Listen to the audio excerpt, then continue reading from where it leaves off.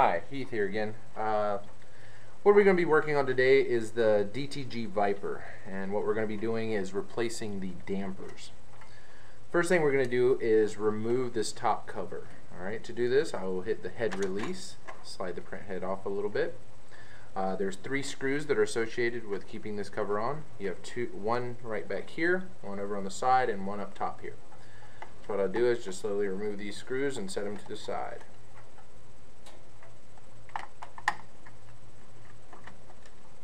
If you have a magnetic screwdriver, it does help, so that way you don't drop your screws.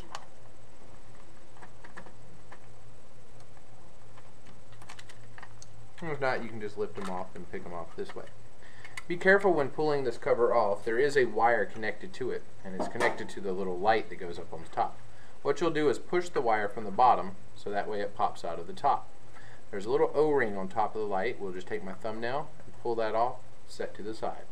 And that way I can pull the wire back out. Okay. Inside here is your the inside of the print head carriage. I'll set the blinky light over to the side. I will start removing my ribbon cables and wiring. Alright. First thing I'll do is get the ribbon cable retainer out of the way. It just slides straight up. And then you have the one ribbon cable that's basically connected to this circuit board right here. What I'll do is just gently but firmly pull backwards. Alright, so that way I make sure not to bend or damage any of the little connections on the ribbon cable. I can tuck this back over here out of the way. And then I can pull these connections off of this circuit board as well. Be careful not to pull too hard and things like that, so that way you do not want to damage the board. You'll just pull straight back. If you need to, you can grab some needle nose pliers, grab a hold of the wires, and just kind of wiggle backwards. You'll pull the wires out of the way, so that way they don't get in your way. Alright.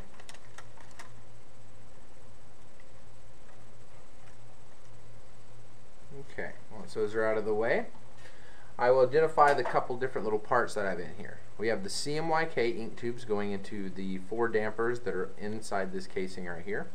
We have the manifold system for the white ink. It basically distributes the ink as it comes through the circulation system and distributes them into the 4 dampers that are located below them, and then returns back to the reservoir.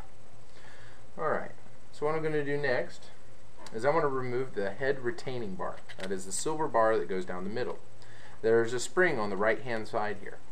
To get the spring off, I'll get my needle nose pliers, pull it off of the hook on the silver bar, and then pull it off the hook that's on the black casing of the head carriage itself.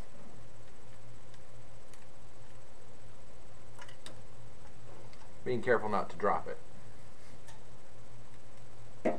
Once I have those off, I will remove the 3 screws that hold the retaining bar down. There are 2 long ones and 1 short one. Alright, the 2 long ones are going to be on either ends, and the short one will be in the middle, so remember that for reassembly.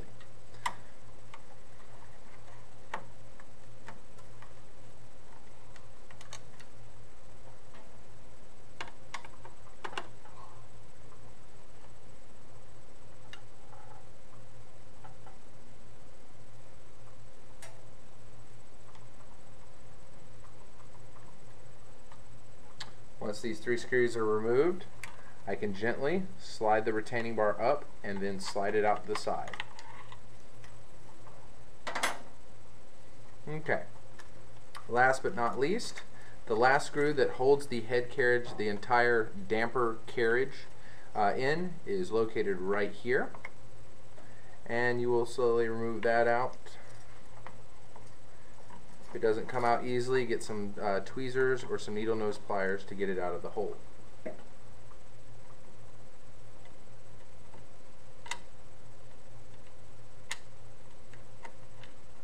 And set to the side.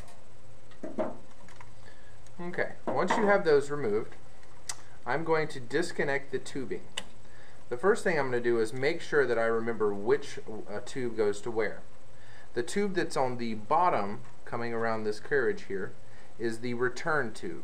Alright, that goes back to the return to your WIM system. So what I'll do is just kind of set that to the side, and I can even take a Sharpie or a piece of masking tape and mark it, or just remember. I'll remove the back one and set it to the side as well. Okay. Now I'm going to remove each one of the ink tubes.